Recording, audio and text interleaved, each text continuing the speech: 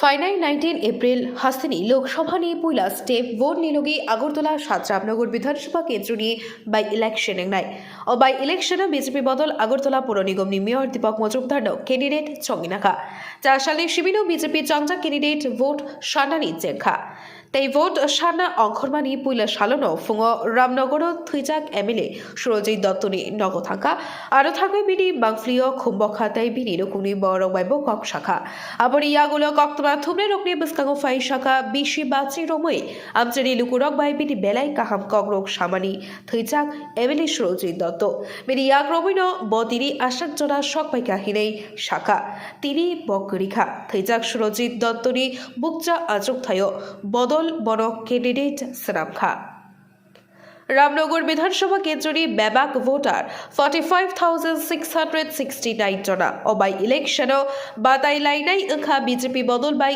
India জোট নিবাখাক্তি ও বাই ইলেকশনও সিপিআইএম বদলে কচাম এমএলএ রতন দাস ক্যান্ডিডেট সরাবখা আমচেরি কচাম এমএলএ রতন দাস তাই আগরতলা পুর নিগম মেয়র দীপক মজুমদার বিশেষ বাই ইলেকশন বাতাই লাইমেনি নাইনা মতন নাই হিনি ওয়ানসুমুক তঙ্কসং তংনাই লুকুরকনি ও সালো ফাইনাল লোকসভা চংমারিও পশ্চিম ত্রিপুরা আজক থাইনি ক্যান্ডিডেট দেই সাতরামনগর বিধানসভা কেন্দ্রনি ক্যান্ডিডেট নিবাগৈ কর্নেল চৌমুহনি শিবি চেগৈ দলি কিতিগৈ হিম্মতক খ্লাইমানি বিশিংদি রামনগর চারো ফাই হিম্মতক পাইনিখা অশালী হিম্মতক পান্ডা ফাই মানজাখা মন্ত্রী অখরা ডক্টর মানিক সাহাতে সাতরামনগর বাই ইলেকশনে ক্যান্ডিডেট দীপক মজুমদার খবই কুমলির আমি বলবো আজকে গতকালকে ভারতীয় জনতা পার্টির কেন্দ্রীয় কমিটি এবং আমাদের রাজ্য কমিটি আমাকে সাতরামনগর বিধানসভা উপনির্বাচনে প্রার্থী হিসেবে ঘোষণা করেছে।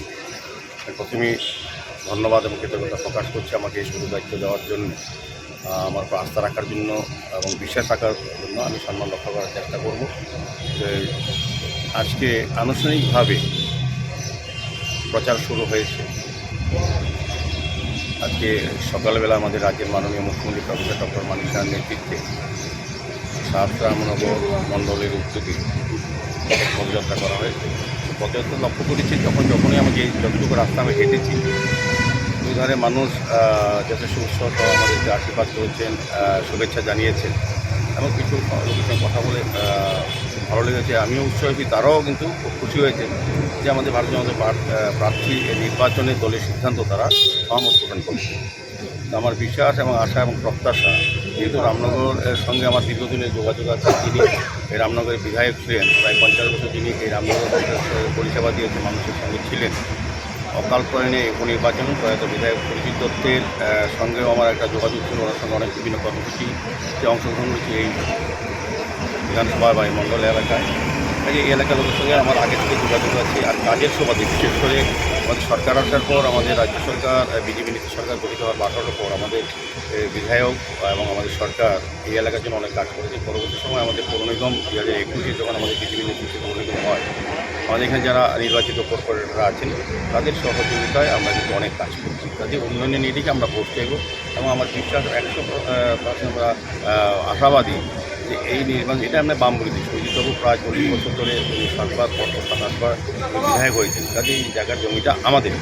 সেক্ষেত্রে মানুষের বিশ্বাস এবং আস্থা আমাদের উপরে আছে বিজেপির উপর। কাজেই আমার মনে হয় জয়ের পক্ষে অন্যান্য প্রার্থীর তুলনায় আমরা অনেক এগিয়ে আছি এবং 100% আশাবাদী যে রামনগরের যারা জনগণ, যারা ভোটাররা আমাকে কাজ করার সুযোগ দেবে, আমাকে আশীর্বাদ করবে, আমি কাজ করব।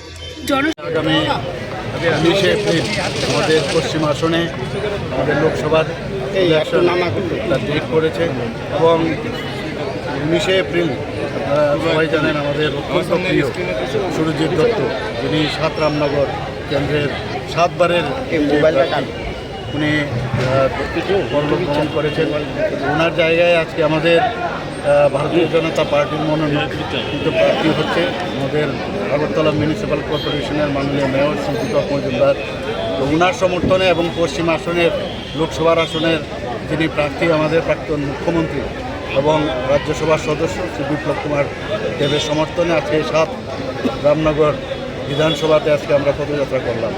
চারিদিকে দেখলাম মানুষের বিশাল সমর্থন, উচ্ছ্বাস এবং আমি নিশ্চয়ই যেটা আমরা বলছি যে আমাদের পূর্ব আসনে আরেকটা আমাদের আসন আছে লোকসভার, সেখানে মহারানী কৃতি দেববর্মা মহারানী কৃতি সিং দেববর্মা মহোদয়া ওখান থেকে দাঁড়িয়েছেন।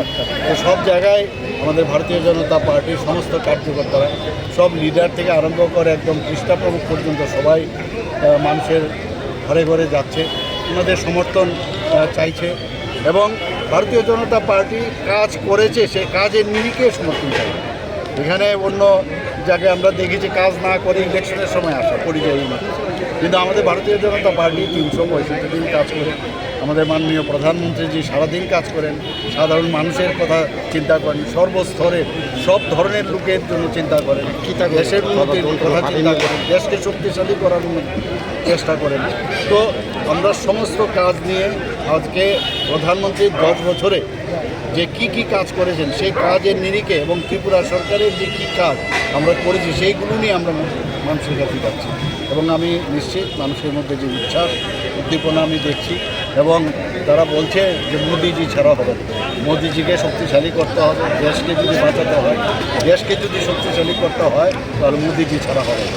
একটা উনি কি বলছেন, উনি বলছেন মে চৌকিদার, অর্থাৎ চৌকিদার মতলব কি, মানে আমি কাউকে কোনো ধরনের অসাধু কাজ করতে দেব না এবং সেই দিশায় উনি কাজ করছেন এবং আমরাও সেই দিশায় কাজ করছি। আজকে মোদিজি আসার পর সারা ভারতবর্ষের মধ্যে আমরা দেখেছি রামময় হয়ে গেছে। কালকে গীতা পাঠে গেছিলাম, তো আমার মনে হলো আবার আমার মনের সাথে গীতাময় হয়ে গেছে চার। সব দিকে একটা এনভায়রনমেন্ট ক্রিয়েট হয়েছে উৎসবের মেজাজে, যেটা আমরা বলি সত্যিকারের অর্থে। আগে উৎসবের মেজাজে অনেক রকমের কথা হবে, কিন্তু সত্যিকারের উৎসবের মেজাজ যদি দেখতে হয় এখানে আসলে সবাই দেখতে পাবে। সারা ভারতবর্ষে এখন চলছে, আর বিভিন্ন জায়গায় তো আমরা দেখছি কী কী কর্মকাণ্ড করেছে, কেউ ইডিতে সবাই অ্যারেস্ট হচ্ছে। তো সবাই বোঝা যাচ্ছে যে কোথায় কে কী অবস্থায় ছিল আর কীভাবে এতদিন ধরে রাজনীতি করছে। আমি আশা করি আগামী দুটো যে আমাদের আগামী যে ইলেকশন, একটা হচ্ছে লোকসভার ইলেকশন 2টো সিট, আরেকটা হচ্ছে আমাদের উপনির্বাচন 7 রামনগরে, 3টেতেই আমরা বিপুল ভোটে আমরা জয়যুক্ত হবো, এটা আমি নিশ্চিত।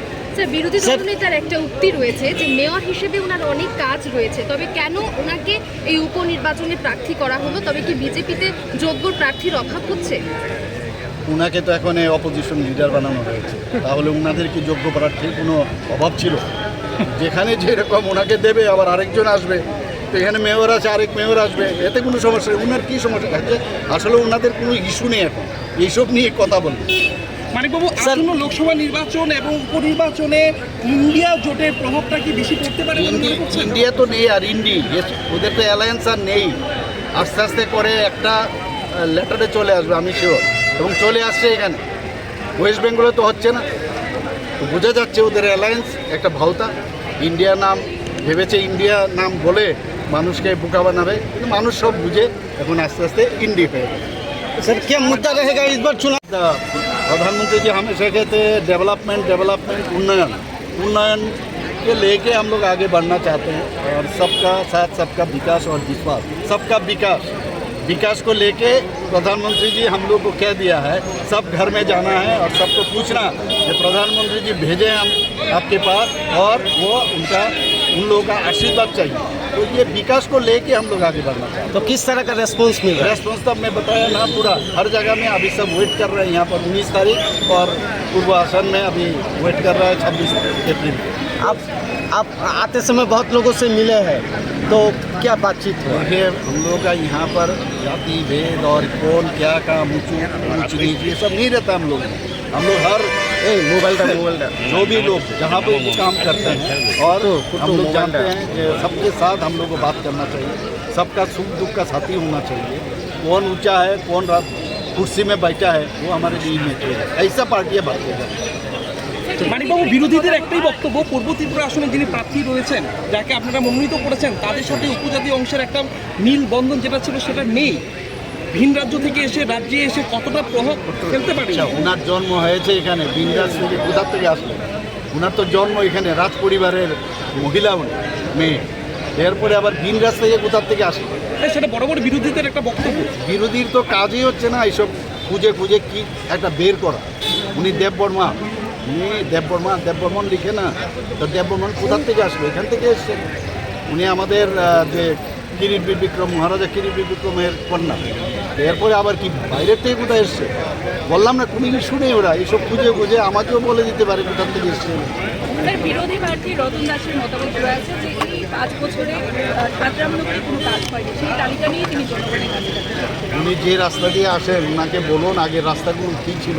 আমাদের মেয়র সাহেব মিলে, আমাদের পিডাব্লিউডি মিলে, যেখানে রাত্রিবেলা মুক্ত প্রায় আমাদের মেয়র সাহেব বক্তব্য রাখেন যে এখানকার জনসাধারণ রাত্রিবেলা থেকে কাঁচা রাস্তা, পরের দিন থেকে কাজ একটু হয়ে গেছে। উনি কি এগুলো চোখে দেখেন না? উন্নয়ন উনি চোখে পড়ে না? কিচ্ছু খুঁজে পাচ্ছে না ওরা।